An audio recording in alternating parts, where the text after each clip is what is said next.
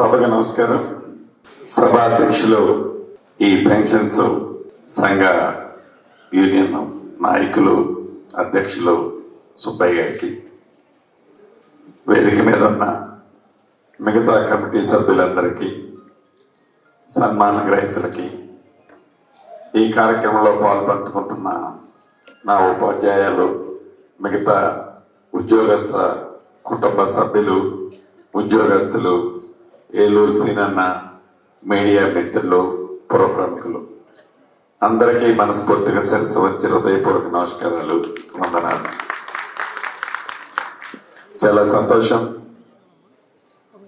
మీరందరూ ఒక దగ్గరికే గ్యాదర్ అయ్యి నన్ను ఆహ్వానించి మనస్ఫూర్తిగా మీ మద్దతు తెలియజేస్తున్నందుకు నా కుటుంబ సభ్యులందరికీ మరొకసారి శిరస్సు వచ్చి హృదయపూర్వక నమస్కారాలు తెలియజేసుకుంటున్నాను. పెద్దలు అనుభవజ్ఞుల సుబ్బయ్య గారు అదే రకంగా నిత్యము మీ సమస్యల కోసం, మీకున్న అనేక అంశాల గురించి సీనన్న పదే పదే సెక్రటేరియట్లో కానీ, గౌరవ ముఖ్యమంత్రి గారి దగ్గర కానీ, ఇతరత్ర రెగ్యులర్గా కలిసే వ్యక్తి. సుబ్బయ్య గారు చెప్పినట్లు ఇది మీ దీవెనలతో వచ్చిన ప్రభుత్వం, మీ కష్టంతో వచ్చిన ప్రభుత్వం. ప్రభుత్వ ఉద్యోగస్తుల్ని ఈ ప్రభుత్వంలో భాగస్వాములుగానే ఈ ప్రభుత్వం ఎప్పుడూ చూస్తుందే తప్ప ఏదో మాకు గిట్టన వాళ్ళలాగనో, మాకు దూరంగా ఉన్న వాళ్ళలాగనో ఈ ప్రభుత్వం ఎప్పుడు చూడదని కూడా ఈ వేదిక ద్వారా మీకు తెలియజేస్తున్నాను. ప్రధానంగా మీకు తెలియదు కాదు, రాష్ట్ర ఆర్థిక పరిస్థితి, ఉన్న ఇబ్బందులు,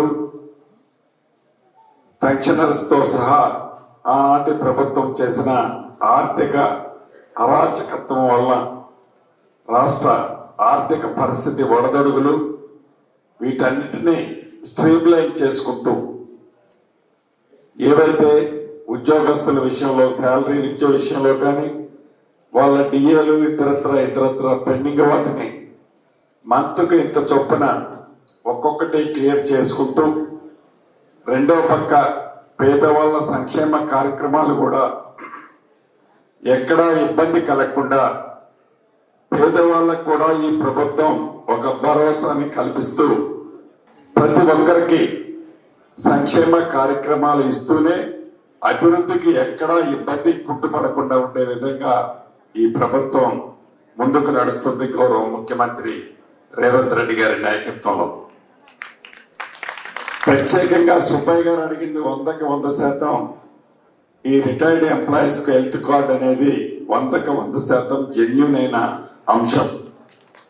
ఈ అంశాన్ని ఎలక్షన్ తర్వాత సీనన్న, నేను సెక్రటేరియట్ లో ఉన్నప్పుడు కన్సల్ట్ అధికారులను ఒకసారి నేను పిలిపించి రాష్ట్ర వ్యాప్తంగా ఈ సమస్యని ఎలా పరిష్కరించాలనో పాజిటివ్ గా థింక్ చేసి ప్రాపర్ ప్రజెంటేషన్ తో గౌరవ ముఖ్యమంత్రి గారితో ఎస్ఎన్పించుకొని వీలైనంత తొందరలో మీ హెల్త్ కార్డు సమస్య ఏదైతే ఉందో ఆ సమస్యని నా భుజాన వేసుకొని దాన్ని పరిష్కరించే బాధ్యత నేను చేపడతానని కూడా ఈ వేదిక ద్వారా నా కుటుంబ సభ్యులందరికీ తెలియజేస్తున్నాను. ఇక మన ఈ ఎదుర్లాపురం మున్సిపాలిటీ పరిధిలో ఉన్న ఎంప్లాయీస్ కానీ, రిటైర్డ్ ఎంప్లాయీస్ కుటుంబాలు కానీ ఏవైతే ఉన్నాయో అభివృద్ధి కార్యక్రమాలు, సుమారు 9 నుంచి 10,000 మంది ఓటర్స్ ఉన్నారు ఈ ఎదుర్లాపురం మున్సిపాలిటీ పరిధిలో. ఆనాడు అసెంబ్లీలో పూర్తి మనస్ఫూర్తిగా నన్ను ఆనాడు ఆశీర్వదించారు, దీవించారు. అందుకనే ఈ ఖమ్మం రూరల్ మండలంలో కనీ విని ఎరగని మెజార్టీ ఆనాడు నాకు వచ్చింది. ఏదైతే వచ్చిందో మీ అందరి కోరిక మేరకు ఎదుర్లాపురాన్ని ఒక కొత్త మున్సిపాలిటీగా మనం చేసుకున్నాం. ఈ మున్సిపాలిటీలో అభివృద్ధి కార్యక్రమాలు కూడా చాలా చేయాల్సింది ఉంది. ఇప్పటికే గడిచిన 2 సంవత్సరాల్లో కొన్ని చేయగలిగాం, ఇంకా ఎన్ని చేసినా ఇది చాలా విశాలమైన మున్సిపాలిటీ.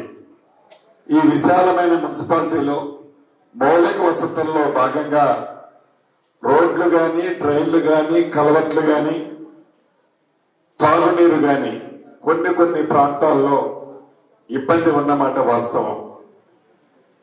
ఇప్పటికే కొన్ని నిధులు శాంక్షన్ చేసుకున్నాం, కొన్ని శంకుస్థాపనలు చేసుకున్నాం, ఇంకా కొన్ని టెండర్ల దశలో ఉన్నాయి. అవి కాకుండా నాకు తెలిసి ఇంకొక 60 నుంచి 70 కోట్లు కనుక మనం శాంక్షన్ చేపగలిగితే ఈ ఎదుర్లాపురం మున్సిపాలిటీ 200% మౌలిక వసతుల పరంగా కంప్లీట్ అవుతుందని పూర్తి నమ్మకం నాకుంది. ఆ కార్యక్రమాన్ని నేను చేస్తానని కూడా ఈ వేదిక ద్వారా అనేక వేదికల మీద చెప్పాను. మళ్ళీ ఇప్పుడు ఈ వేదిక ద్వారా మీ అందరికీ తెలియజేస్తున్నాను. అంతేకాదు, ఈ ఎదుర్లాపురం మున్సిపాలిటీని ఒక రోల్ మోడల్ మున్సిపాలిటీగా చేస్తాను అని గతంలో మీకు మాటిచ్చాను. మాటను నిలబెట్టుకుంటానని కూడా ఈ వేదిక ద్వారా మరొక్కసారి తెలియజేస్తూ, రేపు 11వ తారీఖు నాడు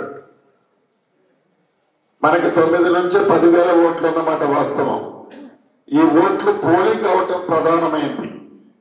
మీ డివిజన్లలో పోలింగ్ అవటం అనేది ప్రధానమైంది. ఈ పోలింగ్ అయ్యే దాంట్లో నాయకులుగా ఉన్న మీరు, వివిధ అసోసియేషన్లలో ఉన్న మీరు, ఈ సీనన్నకి మనస్ఫూర్తిగా దీవించాలనుకునే మీరు పోలింగ్ అత్యధికంగా ఒక్క ఓటు కూడా మిస్ కాకుండా ఓటు వేయటానికి వస్తే డెఫినెట్ గా ఓటు నాకే పడుతుంది, నాకు అనుమానం లేదు. కానీ ఓటు వేయకుండా మనం దాన్ని మురగబెట్టుకుంటే ఇబ్బంది కలుగుతుంది. కాబట్టి పైగా ఎంప్లాయీస్ ఓట్లు అనేవి అది కాంగ్రెస్ పార్టీ గంపగుత్త ఓట్లు. ఈ గంపగుత్త ఓట్లలో ఎవరో స్వార్థపూరితమైన పార్టీలు కానీ, కళ్ళబుల్లి కబర్లు చెప్పే పార్టీలు కానీ, వారు ఇక్కడ ఏదో ఒక డివిజన్లోనో 2 డివిజన్లోనో మా జెండా పాతుతామని కలలకనే వారిని ఎవరైతే ఉందో వారి కలలకి బ్రేక్ పడాలి అంటే నా ఎంప్లాయీ సోదరులు, సర్వీస్ లో ఉన్నోళ్ళు కానీ, రిటైర్డ్ అయిన కుటుంబ సభ్యులు కానీ ఓటుకి వచ్చినట్లయితే ఆ కలలకనే వారి కలల్లాగానే మనము, మీరు, నేను ఉంచగలుగుతాం. కాబట్టి మీరందరూ 11వ తారీఖు ఎర్లీ మార్నింగ్ పెద్దలాంటి ఫస్ట్ ఓట్లు నా కుటుంబ సభ్యులైన రిటైర్డ్ అయిన ఎంప్లాయీస్, సర్వీస్ లో ఉన్న ఎంప్లాయీస్, ఆల్ సెక్టర్స్ కి సంబంధించిన వారు సుమారు 9,000 పైన ఏవైతే ఉన్నాయో గేమ్ చేంజర్ వీళ్ళే. గేమ్ చేంజర్ మన ఓట్లే.